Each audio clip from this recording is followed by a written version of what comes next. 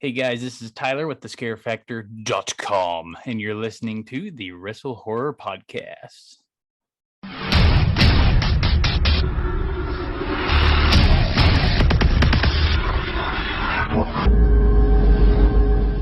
Greetings, viewers and listeners. Meet Hook Jim here, the WrestleHorror podcast.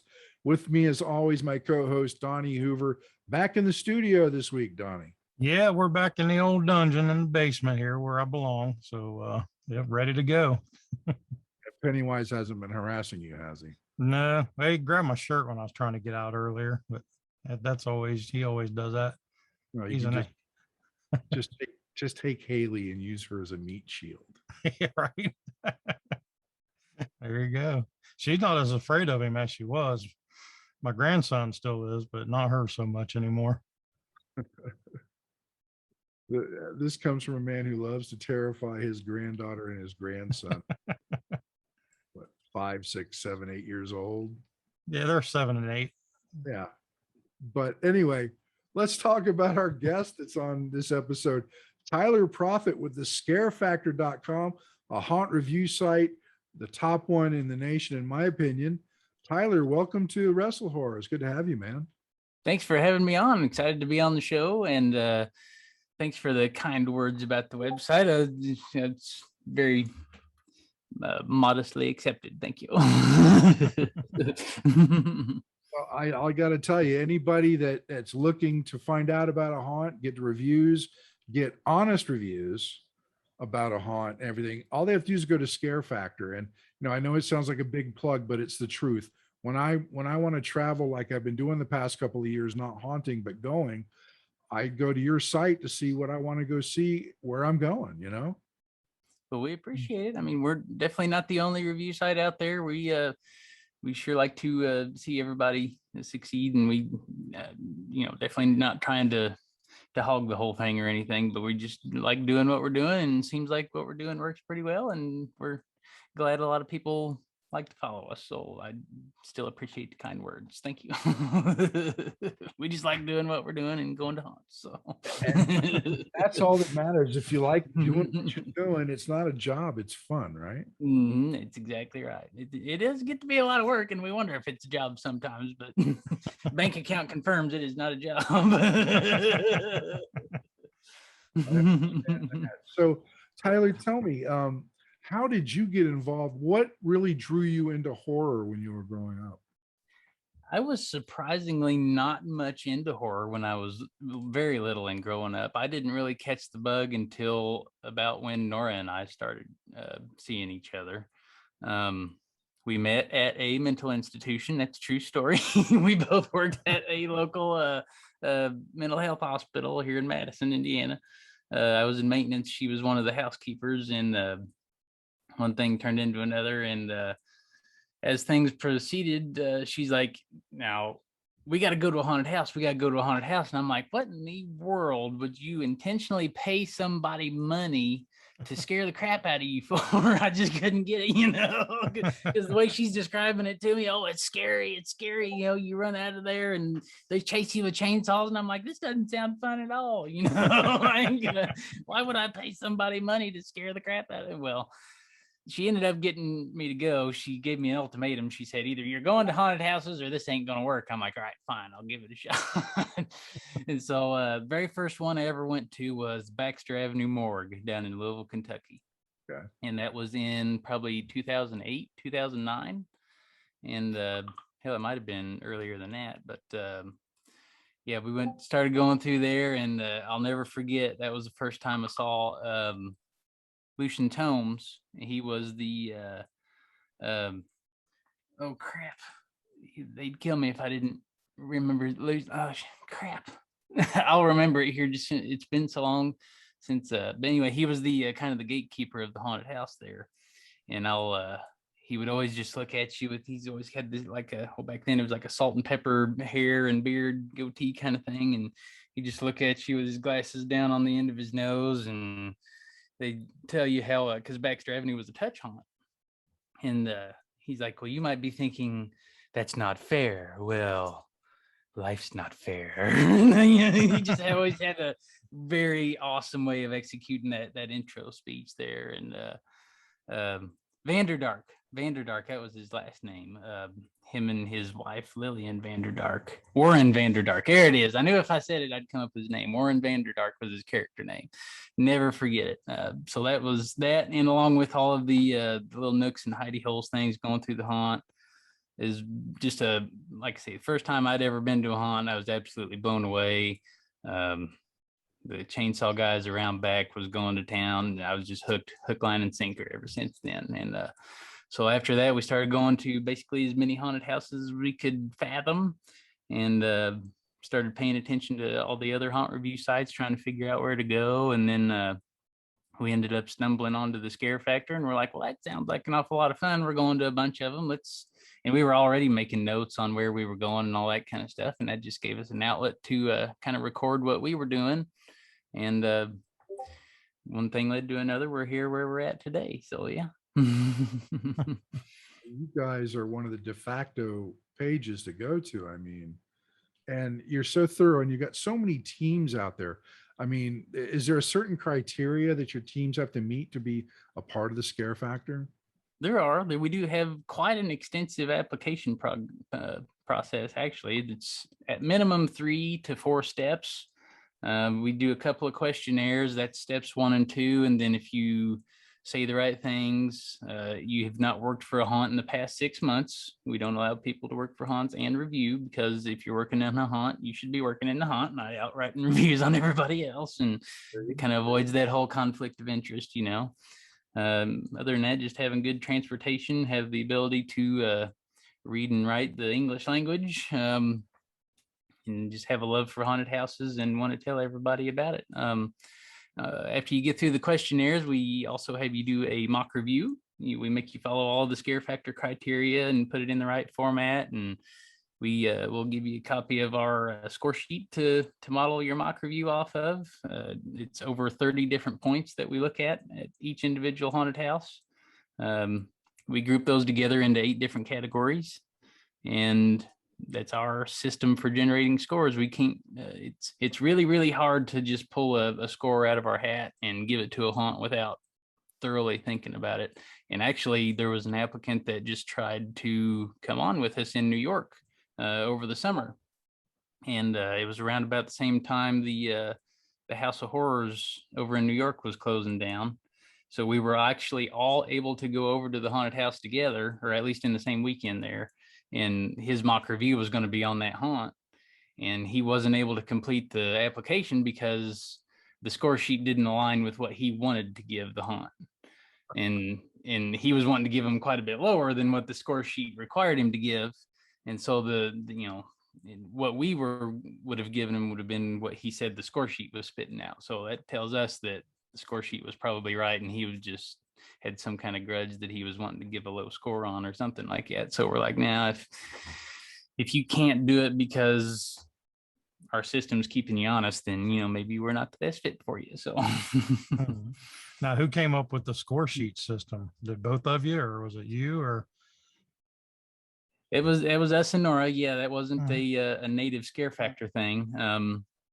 And we were trying to figure out how to make ourselves more consistent when we were reviewing the haunts, because we were, I think, when we first started, we were going to about 20 haunts in one season, and Tom, the owner at the time, we were always submitting our reviews to him, and we would always be thinking to ourselves, does this make sense with what we said on that other haunt? And, this haunt was this long. What kind of score did they get for length? And, all this, that, and the other. We wanted to make sure that what we were saying was consistent from one haunt to the next. So we made this Excel sheet, and it has since been elaborated on quite a bit over the few years. And we've actually gotten to the point now where instead of all of the categories being weighted evenly, we've actually started giving more weight to the categories that are worth more, like scariness. That's going to be worth more than theme, for example. If you got a good theme, cool, it's going to add some points, but was it scary? That's kind of more important. So we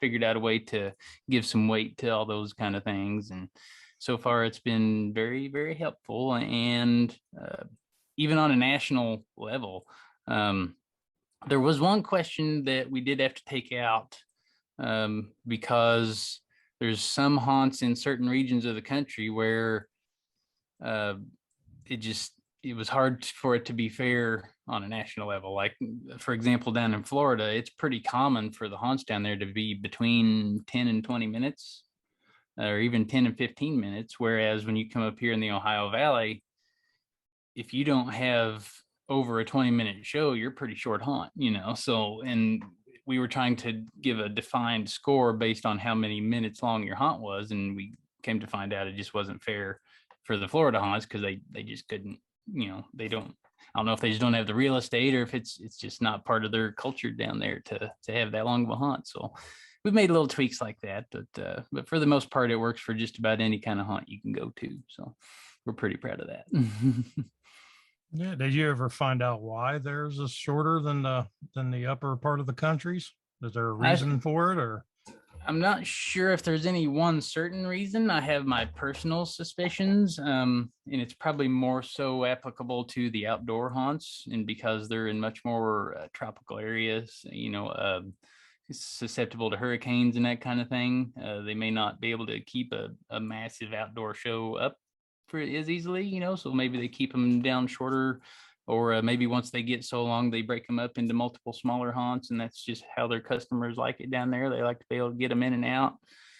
Florida's a pretty good hot spot for haunted houses, so maybe throughput's a thing. So all kinds of theories, but no, I don't know anything definitive. Maybe I'll have to go investigate that next time I'm down there. I grew up in Florida, so. Oh, there you go. Yeah. You can get up with our team Giraffic Shark is our Florida team right now. Maybe you guys can team up and go tag team a hunt together. I still got to reach out to them, make sure they took last season off because of all the COVID stuff. They didn't want to get out in it, so I got to make sure they're going to be coming back this year. Yeah. So, with regards to everything that you've done with Scare Factor and everything, what made you guys decide that this is what you wanted to do? I mean, because you don't just do the reviews, you do so much more, but how did you two make the decision that this is the way you wanted to go in the haunt industry? That's a really good question, and I'm really not even entirely sure that we really knew what we were getting into when we made the decision. So, of course, like I say, we all got started in our, just as a review team for the Scare Factor, and we just started going to more and more, and the more we went to, the more we wanted to see the Scare Factor succeed. I mean, for the first few years when Team Zombillies was started, which is Nora and I's team Zombillies, we were looking at we started our Facebook page and all that kind of thing, and our Team Zombillies page very, very quickly outgrew the Scare Factor page.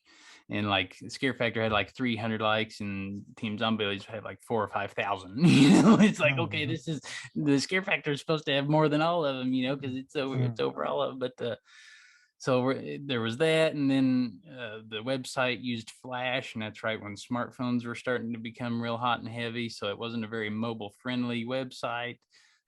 This was like 2010. It was when we actually started reviewing for Scare Factor, and like 2011, 2012, the awards page on the Scare Factor still said check back in 2007.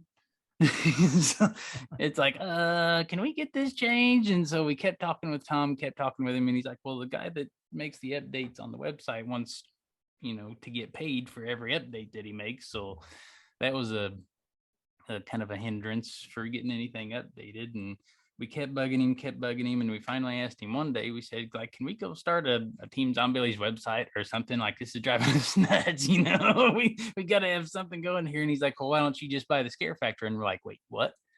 Huh? You say just buy the Scare Factor? And he's like, well, yeah, you guys think about it, and you should just buy the Scare Factor. He's, because he saw us taking off with it and all this kind of stuff, and we're like, well, okay. We sat down, thought about it, and yeah, we ended up writing up a little contract. We got the domain and got to buy the Scare Factor. And that first year was when we decided to bite the bullet and create the directory. Also, that was in 2014 when we bought it, and 2015, I believe, was the first year for the directory. And that was quite an undertaking because nobody really still knew that Scare Factor had a directory because, well, it didn't. So we didn't have haunts submitting their information to us or anything. It was literally just her and I trolling Facebook pages and Google crawling and doing all the searches to seek out every haunted house that we could possibly find. And I've got to get the latest numbers since we do these. We're in the middle of this directory update now, but last I knew we were somewhere in the ballpark of 2,400 haunted house listings across the country. Oh, nice. Mm-hmm. That is awesome. Well, let me take this opportunity right now to tell everybody that we're enjoying our talk with Tyler Proffet. We're going to take a brief break here, throw in a commercial, pay some bills, and we'll be right back. Did 2020 take its toll on your fitness? Well, body slam the pandemic and get back in shape with WrestleFit. This innovative program combines all the fitness regimens you'll need to reach your goals. The WrestleFit workout will bring strength training, cardio, and the world of professional wrestling together in a fun, new, and exciting way. Have yourself a blast working out with dumbbells, kettlebells, slam balls, ropes, tires, and an 18-foot full-size wrestling ring. The WrestleFit workout isn't just for pro wrestlers. The WrestleFit workout is for everybody. At the Now Training Center, you can pursue your fitness goals and learn how to train like a professional wrestler without all the bumps, bruises, and slams with the WrestleFit workout. Go to www.newohiowrestling.com/training for more information, or stop by the Now Training Center at 625 Eastgate Parkway, Blacklick, Ohio, 43004, Unit 6137. And welcome back to WrestleHorror. Thanks for listening to our great commercial. We're here with Tyler Proffet. Donnie, you had a question for Tyler while we're off there. What's up? Yeah, he was talking about the haunt directory and all that. And it also, from what people may not know, is they also have recordings and listings for escape rooms too. I didn't know. And was wanting to ask him what brought on the escape room listing and what else do they have planned down the road. Yeah. So obviously, when haunted houses aren't going on, there's escape rooms basically year round, and that's something Nora and I have taken a pretty good liking to. We love good escape rooms, so we decided we should create an escape room directory also. And in talking with some of the other teams and all that kind of stuff, they like going to the escape rooms too. So we actually created a whole different set of review criteria just for escape rooms. So it uses a very similar score sheet like we was talking about before, and so we can actually do all that stuff too. That's really good. And we're also getting into, in addition to the escape rooms and the haunted houses, there's a whole nother wing of the website that we're kind of building in the background, and that's for paranormal attractions and locations, kind of like Waverly Hills and all those kind of actually, quote unquote, actually haunted houses. That'll be a neat addition. Yeah, this is still a work in progress. Yeah, it's not live on the website yet, but we've got the capability in the background to build the same kind of library like that. Excellent. I've been to several of these, and you mentioned Waverly Hills. I've been there several times and seen some really weird stuff. There's some weird stuff in there. I caught something really interesting last time we went in there. It was right after the Monster Bash in 2019 down in Louisville.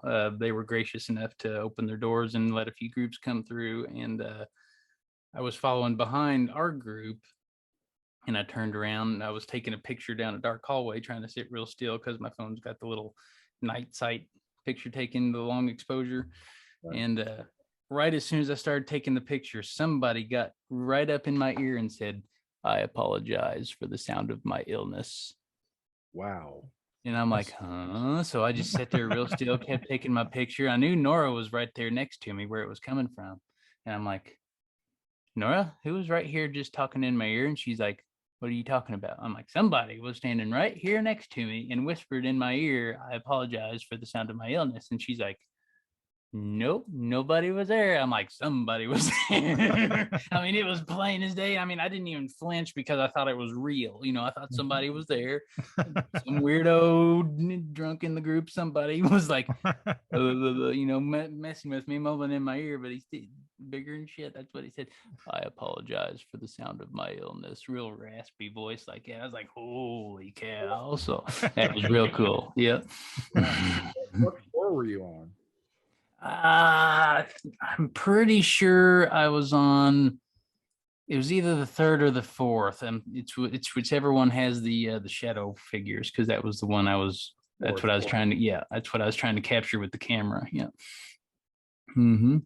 Yeah, it's awesome that you mentioned that and that you were on the fourth floor. I mean, the last time I was there, it's been a couple of years, but my wife and I went. And we did the 22, the cheap tour. And when they got us up on the fourth floor, they sent her down. You know how they send different people down the separate ways to see if the shadow people come out. Mm. My wife, Chris, disappeared behind a black something. Huh. Could not see her. Huh. Something got between you. Yeah. Yeah, it's definitely. So it's like, I don't know what it was, but I couldn't see her. And granted it's dark, but your eyes adjust, and I could see her, and all of a sudden she just disappeared. Huh. That's crazy. Huh. So that was like, that was one of those things. Is like, oh wow, okay, I have to log this one. Right.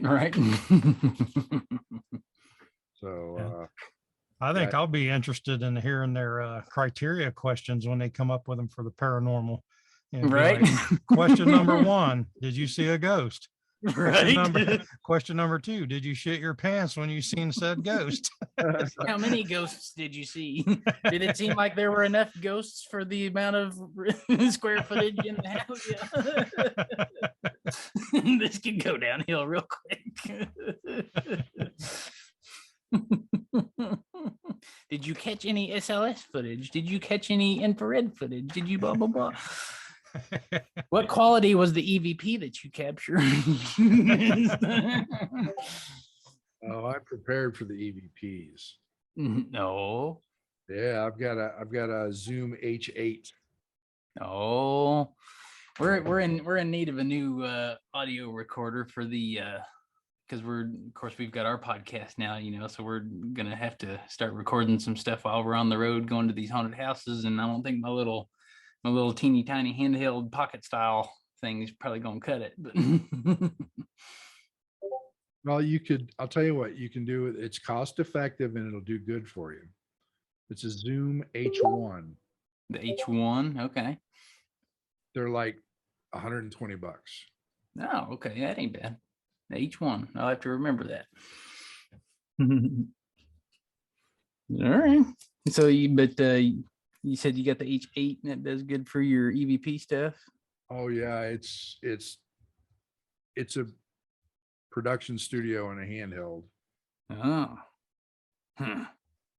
Yeah, I'd imagine. I can plug in multiple microphones to it. I've got mic capsules I can put on it. I've got a mixer built into it. I mean, it's a little bit more pricey than the H1, but right. Yeah. We've thought about getting one that does the dual mic inputs, because we could get a couple of shotgun mics and kind of cut down on road noise and stuff. But yeah. Well, you can actually install a shotgun mic capsule onto the H8. Oh wow, that's a whole nother ballpark there. So. And then I'm buying one soon. Right. It's very nice. I enjoy it. It's a little bulky, I will tell you that. Yeah, probably. It's nice. It's got like 6 microphone inputs plus the microphone capsule, and you can do field recording, podcasting. It has a sound pad for podcasting all built in, and you can change the sounds on the sound pad. It's a great piece of equipment. Interesting. Uh-huh. And Zoom, if you're listening, I want money for advertising. Sponsorships coming at us. Yeah, All right. I'm talking you up now. I mean, I use Zoom I'm recording, or actually I'm on my Zoom mixer, which is an L8. Mhm. And I've got my Zoom microphone up here, which is a ZDM1. So yeah, I like Zoom. Not a sponsor. Not a sponsor. Yes. Hey, me. Yeah, not a sponsor yet. Not a sponsor yet. That's right. Yeah. I'll be sending a letter to him after the show. I say, hey, Yeah. Just send them a We just copy of this plugged the crap out podcast. of you on our show. Yeah, just send them a link to this podcast. Like, here, listen to this. yeah, Mhm. zoom, zoom, zoom, zoom, zoom, you know. Yeah. So, okay, so you've got paranormal stuff coming up, but you guys do so much more. Now, I've been to at least one of these. You guys do an after season party that is off the chain. Yes, that's the Monster Bash. Mhm. Yes, yes, absolutely. Tell everybody that doesn't know about it a little bit about it. So, like you said, Monster Bash is an after season haunt party, kind of a for haunters by haunters kind of thing. And it was actually brought up to us by Travis and Jason. They run the American Horrorplex and the Devil's Attic down in Louisville, and they said, "Hey, we want to put together this party and kind of get everybody in the haunt community together, because everybody, I forget the term of that too, but the after season blues, kind of when everybody's kind of in their funk of, oh man, it's all over, so this was a way to get everybody back together again. And then that's about the time when the Scare Factor's got our awards ready, so we can roll in our awards ceremony that we're able to do. And when it was down in Louisville, we were able to get a drag show in there. We had DJ Fear, which is Brett Hayes from Fear Fair. He's able to come down and do a live DJ for us. He's got a wonderful setup, lasers and fog and lights and all kinds of good stuff. Puts on an absolutely great show. We have food vendors, just miscellaneous item prop vendors, that kind of stuff. We got Kevin Alvey from Gorgalore one time to bring some scratch and dent stuff in there. Of course, that's been a few years ago, and I've been trying to get him back over here. And Kevin, if you're listening, we still want you to bring your stuff to the monster. Everybody really liked it, seemed like. So, but yeah, it's a super great show. It's been in Louisville for the past probably 4 years or so, 4 or 5 years, excluding last year because we weren't able to do it. But and this year, or in 2019, we had basically outgrown the venue. We were up to, I think, either 700 or 800 people in attendance, and it was just shoulder to shoulder packed inside of this indoor space that we had. So we've been looking at some new venues up in Indianapolis, and trying to find a common ground between Louisville and up around the Chicago area, where there's also a lot of haunts that our Chicago team reviews. So we're trying to find a good middle ground where we can try to get everybody in there, and it's still not too far away from Ohio and those guys that come from that direction. So we do have a spot picked out that it's going to be, but I'm not quite prepared to release it yet because we haven't ironed out all of the details. But we have leaked enough that most folks know that I guess I might as well go ahead and say it. It's planning on being at Nightmare on Edgewood in Indianapolis. They recently came into a new building, so they're working on getting that space figured out. Like I say, we've still got to go iron out the wrinkles and figure out exactly how everything's going to work, but it should be a good time for sure. And anybody that's even remotely affiliated with the haunt industry, whether you're vendors, if you're a parking lot flagger, if you're an owner, actor, makeup artist, vendors like pro vendors, or if you've got some little knick-knack vendors that you like to do, everybody's welcome to come and be a part of this little last hoorah for the end of haunt season. It's always a great time. Podcasters too. Podcasters are welcome. Podcasters are welcome. Uh-huh.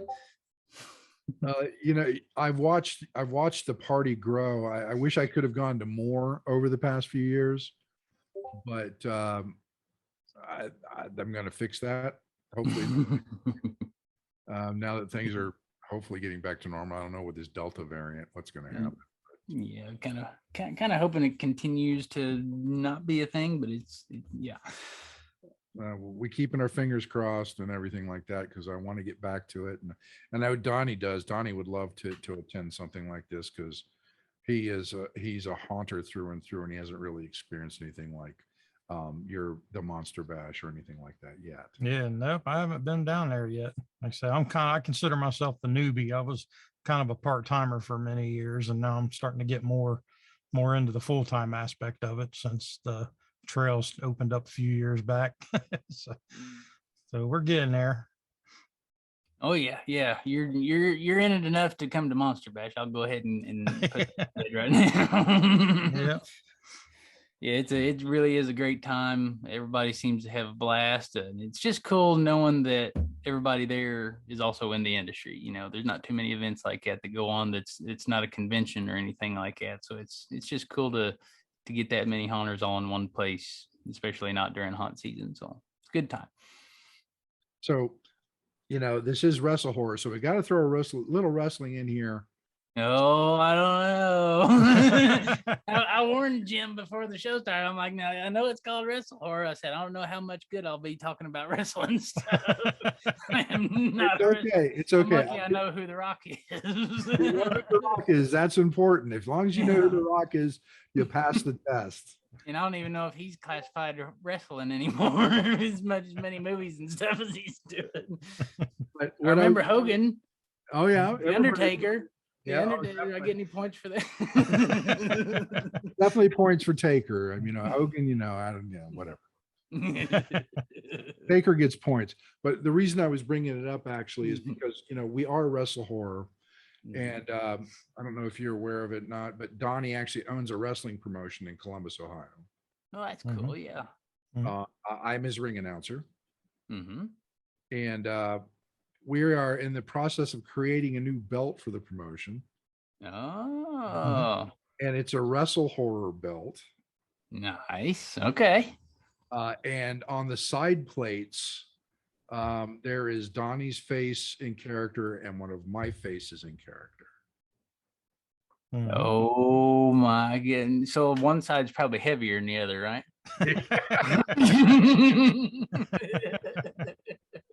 I'm not gonna say which side, probably. But the basic center plate is going to be, you see our logo, the skull, the stylized skull. That's going to be the center plate, and whoever mocked it up, and I'm guessing it was Michael Pagano. No, that created the logo. Yeah. No, it was David Stockwell. Really? No. Yeah. I'm talking about the belt. The belt. Oh, the belt. No, that was Samson, the one. He makes all of our belts. Okay. So the belt maker himself. Yep. I can't wait to see the end product. I really can't. Yeah, we got the design all figured out and went back and forth a couple times and added a little bit and changed some coloring. And yeah, it's all ready to go. Now we just got to send it out to be made. That's cool. That's exciting, But before we wrap up, there's one requirement you have to do on the show. Oh boy, what is it? And it's Donnie's question, so I'm going to give it to Donnie unless he's got any other questions. Yeah, I did have one more I wanted to throw out there to him. Okay. Because like haunting or haunted houses is your specialty, as opposed to escape rooms and paranormal. What's your favorite kind of haunt that you've been through? Is it the touch, the no touch? Is it like gore? Is it jump scare? What kind of haunt is more satisfying for you? My personal favorite is probably your more theatrical ones that really take a lot of time to A, create a story, and B, make that story very apparent as you're going through. So like there used to be a really good one down in Louisville called Zombie City, and that was at Asylum Haunted Scream Park. And it wasn't the scariest one, but just being able to interact with the actors, like it's almost like you were walking through a movie. You had all this stuff unfolding around you, and then like the zombies would come and take the actors away, and they'd have these like airsoft guns shooting at the zombies and all that. And we'd be sneaking around behind the semi trailers and looking on, and we'd see this cult activity going on and somebody getting sacrificed, and we'd have to hurry and dart across before they saw us, and to get across the swampy catwalk into the cabin and eat the bugs so we could get around the zombie in the cage. And so yeah, so it was pretty cool getting that deep into the story, and then also like Hell's Gate or something like that up in Chicago, how they do the you have to go through the woods and actually find the house and go through the gates, and so you have the indoor and the outdoor, and just really all ties together with all the stories and skits that they put on inside. Really appreciate the time and effort into a well produced, theatrical show for sure. Yeah. Nice. Very cool. Cool. So, all right, now we're going to get back to the question here, and Nope. we do it. It kind of puts people on the spot, but there's no right or wrong answer. So, whatever answer you bring up is the right one. And the question is: you are the main serial killer in your own horror film. What is your go-to kill? My go-to kill, like the type of kill, how I perform a kill. Yep. What would be your favorite one? I feel like I'd probably be a baseball bat kind of guy. Kind of like shoot. I'm really bad at coming up with names and stuff right offhand. The barbed wire bat from Walking Dead. Oh, Negan's. Negan's. Lucille. Lucille, that's it. Yep. I feel like I'd be a Lucille kind of guy. Yeah. There you go. Fair enough. We have yet to have a duplicate answer, and we've been asking this for how many episodes now? Probably a good 50 or so. Right. Yeah. So never a duplicate answer. So there's no wrong answer, but to you, it's the right answer. I'm glad I could keep the trend going and keep it unique. So, Tyler, tell us how people can find out more about the Scare Factor, all your social media outlets, things like that. Sure thing. So of course we've got thescarefactor.com. Got to have the in front of there. We're on all of the socials at The Scare Factor. It's Facebook, Instagram, trying to get our TikTok going. That's been a lot of fun. We also have an email newsletter that you can sign up for called Haunt Advisor, and we send you all the updates and reviews for your particular states of interest. Instead of everything to everybody, you actually get what you just want or are interested in, so that's kind of cool. But yeah, pretty much at The Scare Factor, anywhere that can be searched, you'll find us. So. Well, awesome. It's been a great catching up with you, Tyler. It's like I said, it's been too long. I look forward to seeing you again, hopefully at Monster Bash. Mm-hmm. I'm sorry Nora's not here, but tell her I said hello. I certainly will. And thank you so much for coming on to WrestleHorror and talking to us about the Scare Factor. And for myself and Donnie and our special guest, Tyler Proffet, I am Meat Hook Jim, and we will catch you on the next episode. Sounds great. Thanks for having me, Jim. Yep. And Donnie.